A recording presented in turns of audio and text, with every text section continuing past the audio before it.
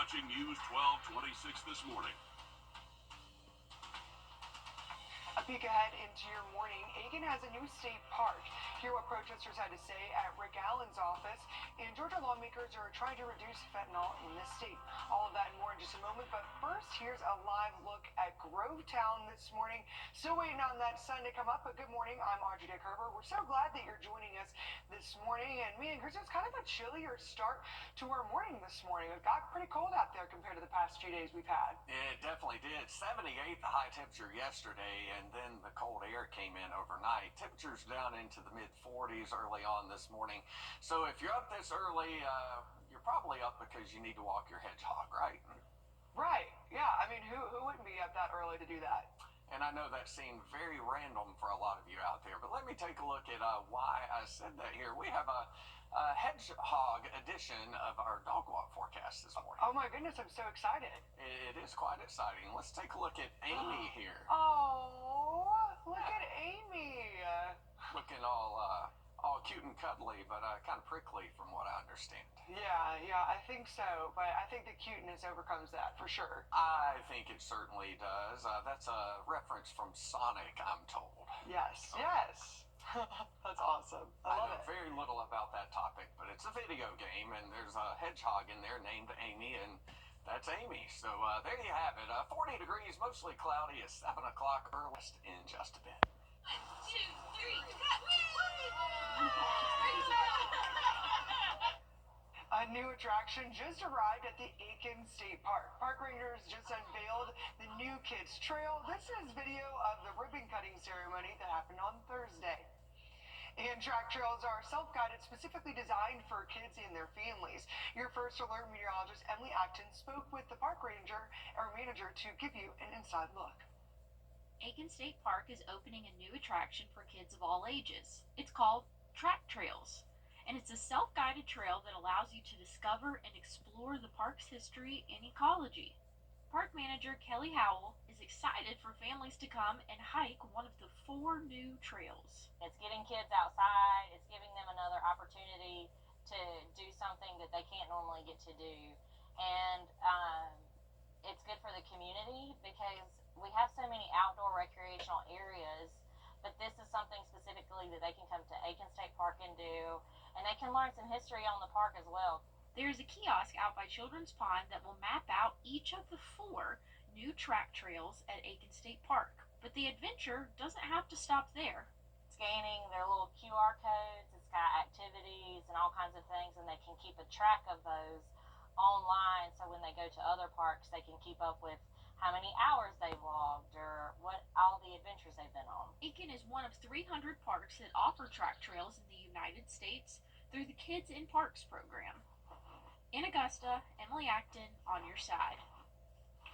And the last of the 28 South Carolina state parks closed after Hurricane Helene reopened Saturday. Jones Gap State Park, a popular hiking spot, was heavily damaged and closed. Officials say the park will look very different upon its reopening. Visitors can still expect to see some storm damage and that many of the hiking trails will remain closed. It takes time to make sure our trail system is safe. We also have campsites here. Many of those campsites are located along the river, and the river itself rose tremendously during that storm event, and as that, a lot of those trailside campsites are waterfront and had to be cleaned up and rebuilt as well. So there's a lot of work, a lot of effort that we had to do.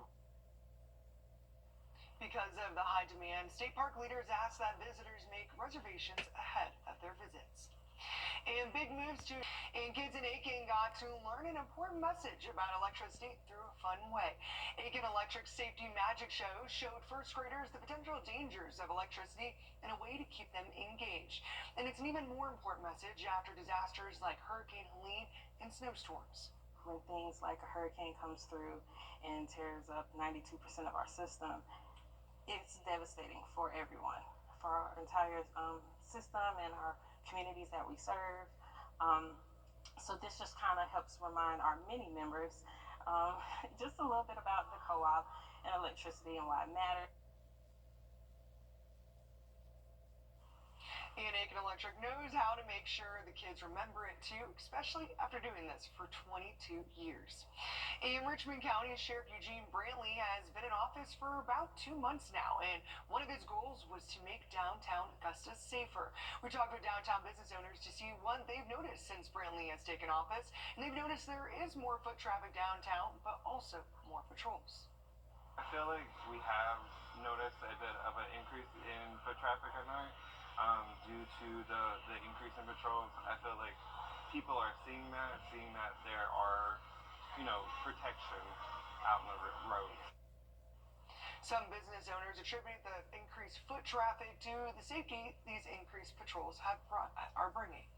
And if you've been getting calls from an unknown number and you've applied for FEMA disaster assistance, make sure you pick up the phone next time.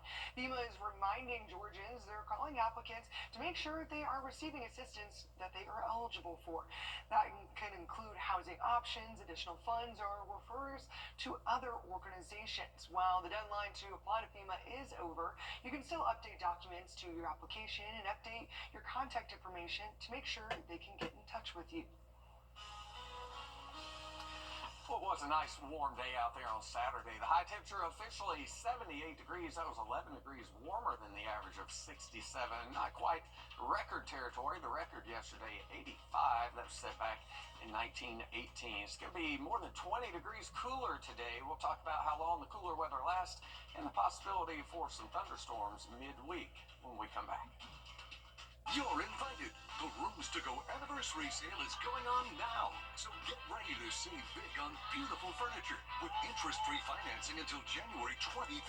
Yes, 2030. Shop amazing styles, incredible room packages, all at great anniversary sale prices, plus special bonus buys. That's right, great sale prices and interest-free financing until January 2030. You get both. Come on. The Rooms to Go anniversary sale is going on now. This is the latest system we're watching heading straight towards the southeast. Expect to see heavy showers and thunderstorms. And We've issued a first alert for all of our counties here in the CSRA, and that's for the chance of strong. we are tracking a strong line of thunderstorms heading directly towards central Georgia. You can see right here, no one being spared from this first alert for today. You do have the threat. The First Alert Radar Network, all the sweeps are working here, keeping every neighborhood covered. At Brookeld. And Georgia state senators want to help you when it comes to Hurricane Helene relief. Wednesday, the Senate passed a bill to amend the state's budget to create a grant program through charities for individuals and give low-interest loans to farmers. The Senate's approved plan would spend $200 million to give to Georgia citizens. The Senate also approved another $50 million to help pay for the state's cleanup after debris after President Donald Trump rejected a cost reimbursement extension. Another bill up for discussion could speed up an eviction process. This would be for people who don't pay or overstay their bookings in hotels. As the law stands now, hotel guests just have to claim tenant rights. It can take a while to process an eviction next because police can't forcibly remove them, but House Bill 183 would let law enforcement remove squatting guests after 5 days if the hotel has proof that they aren't paying. Hotel owners say they've seen the issue become prevalent in recent years, and there's no word yet on what's next for this bill. And new data from the Atlanta-based CDC finds drug overdose deaths decreased by 4% nationwide. That's the first decline since the start of the COVID-19 pandemic. Now a bill to increase penalties for anyone selling, manufacturing, distributing, or in possession of fentanyl is facing a big hurdle this evening. Georgia State House reporter Ivica Soares explains. We have children losing parents, parents losing children. Major Walter Jones, Director of Drug Enforcement at the Cherokee County Sheriff's Office, says they're seeing fentanyl pressed into pills, sold to unassuming buyers. 2 milligrams equivalent to several grains of salt, potentially deadly. For Cherokee County, we have just under 300,000 as a population. It would take roughly 1.3 pounds of fentanyl to wipe out our entire population. Numbers I've seen from the DEA in 2024 for the state of Georgia, they seized over 600 pounds of fentanyl powder. Jones supporting a bill to increase penalties and fines for anyone caught selling, distributing, manufacturing, or in possession of fentanyl, up to 35 years, more than any other drug. State Senator Russ Goodman authored the bill after hearing the painful story of Gus and Beth Walters, who lost their son. You all may remember Austin. Austin was my constituent, and he bought Xanax that was laced with fentanyl. And many of you may remember Mr. Gus and Miss Beth. Would y'all stand up? If y'all will, give them a hand. The Walters getting a round of applause and watching as lawmakers debated. When you criminalize possession, you are criminalizing addiction. State Senator Josh McLaurin wanting to remove the word possession from the bill. He argues people in the throes of addiction should be given a chance at recovery.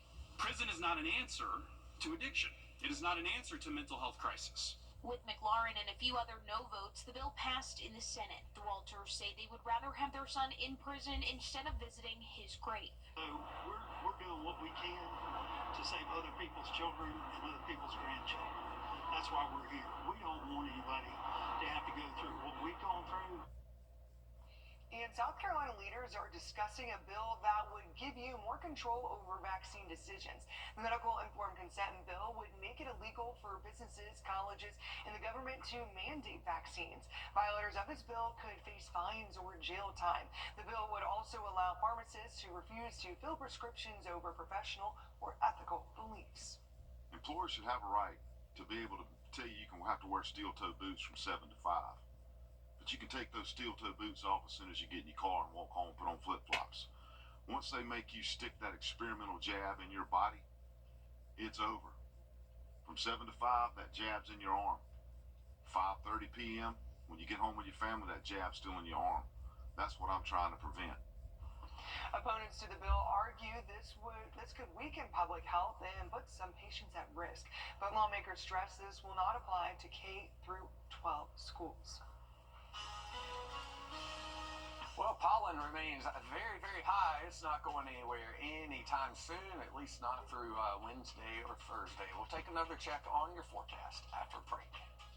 The Wilson family, live from Augusta. You're watching News 1226 this morning.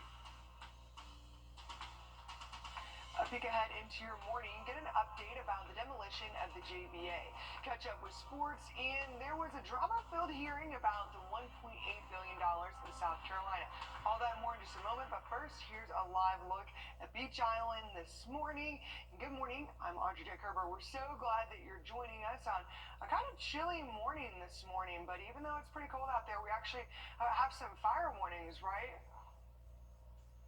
Yes, we do have a high fire danger today thanks to very, very dry air in place. Our Tower Cam network, as we take a look over Thurman Dam out over the lake early on this mountain forecast in just a bit. Okay, great. Thanks, Chris. And there's a light at the end of the tunnel when it comes to tearing down the James Brown Arena. This is a Sky 12 drone video of the JBA this week. Your Hallie Turner looks at the demolition timeline and when we could see new construction begin. This big mess is a sign of progress. Demolition's still going on. We're about probably 75% to just give you sort of a random number, but I think 75% is comfortable. Old materials are disappearing from the James Brown Arena, one layer at a time. The big thing is getting it hauled off. And it's a lot of recycling. You know, a lot of metals getting recycled. Making room for a step up in more ways than one. I mean, the first thing you won't see it going up, you're going to see it going down, is the filling that hole. I'm going to be so glad to see that hole go away because it's been heartache for us as an authority because it's a water pit. And so we've had to pump water for 40 plus years down there. Within the next several weeks, crews will fill the hole with ground cement from the original arena. Right now, they're tearing up the existing slab on the slab that's in the basement. This is where they'll start to begin the backfills. Demolition started in December with walls caving in January. Now, the only thing left standing is the spot where you used to line up to buy tickets. We're right on target. Yes, we're not doing super and we're not doing bad. We're right on target, and that's what we want. We don't want to be superheroes. If we start rushing, it's going to cost money. And if we get delayed, it's going to cost money. So let's just stay on target. And the bullseye USRE hopes to hit is making sure the class of 2027 walks across the new arena stage. In Augusta, Hallie Turner on your side. The demolition process is slow and steady, but city leaders and construction construction crews say the site should be cleared and ready for the next step in the project by Masters Week. And Murphy Middle School students celebrated Black History Month with a live wax museum. It was to pay homage to the influential African Americans in history. The principal says she wanted to make it unique for students as they perform for family members. So we did the Living Wax Museum because we wanted it to be a bit more interactive for the kids as well as for the parents, as opposed to a traditional program where everybody's performing something. And because this is a middle school, we wanted it to be a little bit more challenging. So our students had to choose a person, learn that person, and be able to recite the contributions that that person made. Our News 12 photographer says the students really enjoyed the presentation and there was a good turnout for the celebration as well. In the Georgia Department of Natural Resources, wildlife conservation heavily relies on donations from the public. Your First Alert meteorologist Emily Acton spoke with Matt Elliott, the wildlife conservation chief, to find out a unique way to donate. It's tax season and people are looking forward to getting more money in their pockets. Georgia DNR is encouraging you to donate to their Wildlife Conservation Fund by checking a box and filling out a line on your tax return. It's as easy as checking a box and filling in a line, but it's an option that you can donate directly to us. So we're a section in the Wildlife Resources Division of the Department of Natural Resources, and we focus on rare, threatened, and endangered species and ecosystems. By choosing to donate a portion of your tax returns, you can help Georgia DNR protect endangered animals like sea turtles, right whales, and bald eagles. The option to donate to Georgia DNR through your tax return has been going on since 1989. Last year was $505,000. So we are not really sure why that is. That's a really pleasant surprise. And yeah, it's something that we really appreciate. So we do rely on it a good bit. The Wildlife Conservation hopes for another successful year with your donations. In Augusta, Emily Acton on your side. And we have more information on how to fill out your donation on our website. And work on a $300 million project in South Carolina is underway. The goal is to train and keep doctors and medical professionals in the state. Leaders broke ground on the University of South Carolina's new medical school facility in Columbia this week. Construction is expected to finish in August of 2027. It'll be near the USC's future Brain Health Center and Neurological Hospital. It's part of the school's new health science campus near downtown. The project is taking shape thanks to $100 million in taxpayer money allocated by state lawmakers. This is going to allow us to expand not only the teaching opportunities, but the research opportunities, to do state-of-the-art research. I wouldn't say they're unlimited, but they're certainly beyond my horizon for the opportunities for research and advancing healthcare in South Carolina. USC says the size of the new facility will also allow them to train around 50 to 60% more medical students each year. And staying in South Carolina, another university celebrating a huge accomplishment this week. South Carolina State University announced a major research milestone. The school will now be considered a research university. University and state leaders gathered at the South Carolina State Fine Arts Building for the announcement. On your sideline, sponsored by Chandler Law Firm. Well, I don't know. For the week ahead, that first alert on Wednesday for storms in the morning. It will be a warm day and then turning cool again by the end of the week. Thanks, Chris. And tensions were high at the South Carolina State House Thursday for a much-anticipated hearing on the state's ongoing $1.8 billion debacle. And one lead lawmaker says it's only reaffirmed his belief that a statewide elected official needs to go. Your South Carolina State House reporter Mary Green has been following this story from the start and has all of the drama. For more than a year now, a Senate subcommittee has been investigating what was initially thought to be a mystery $1.8 billion surplus. An independent audit released last month found that money doesn't actually exist and was really an accounting error. On Thursday, senators heard for the first time since that report's release from one of the key players involved, the state treasurer. Did you do anything wrong? What kind of question is that? I've been in office 15 years and this is an 8-year-old that asked me something specifically. Did you do anything wrong? I don't know how to answer that, I'm sorry. That's how Treasurer Curtis Loftus's 2.5 hours of testimony under oath before a Senate Finance Subcommittee got started Thursday. The independent report found that the Treasurer's Office, Comptroller General's Office, and State Auditor's Office all knew about the accounting error that happened about a decade ago when the state converted from one accounting system to another. But no one told lawmakers about it until late 2022, and the error remains on the state's books. Loftus repeatedly said Thursday he's not blaming anyone, but repeatedly pointed the finger at the Comptroller General. So what did you do wrong in that situation, Mr. Treasurer? I trusted the Comptroller General. That was the biggest mistake I ever made in my life.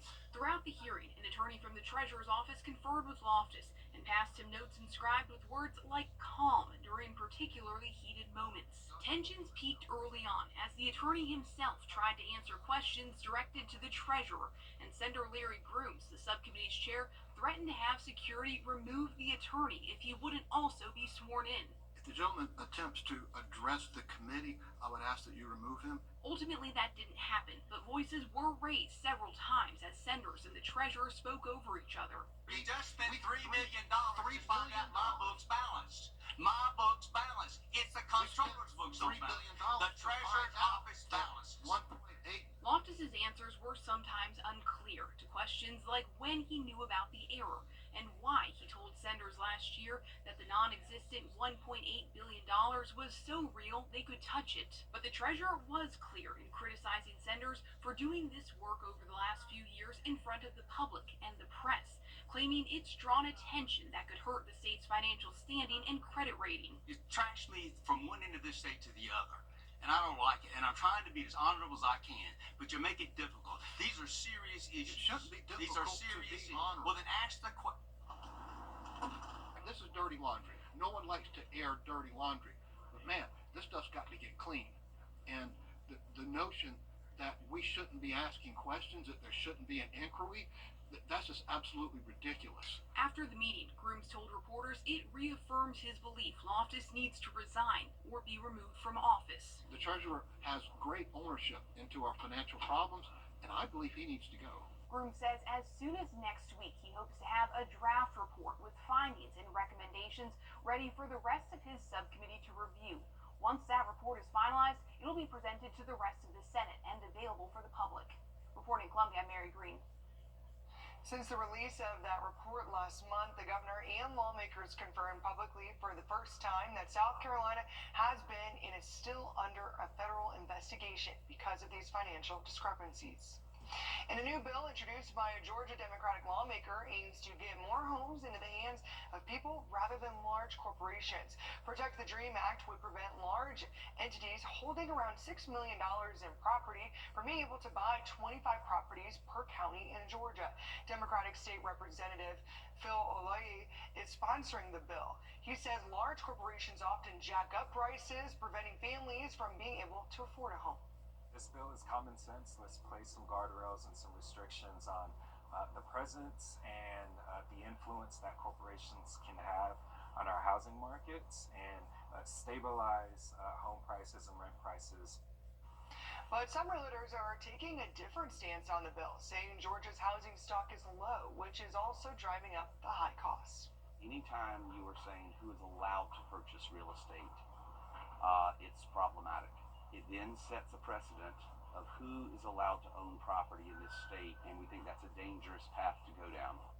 House Bill 305 was discussed at a hearing Tuesday. If it passes out of committee, it will then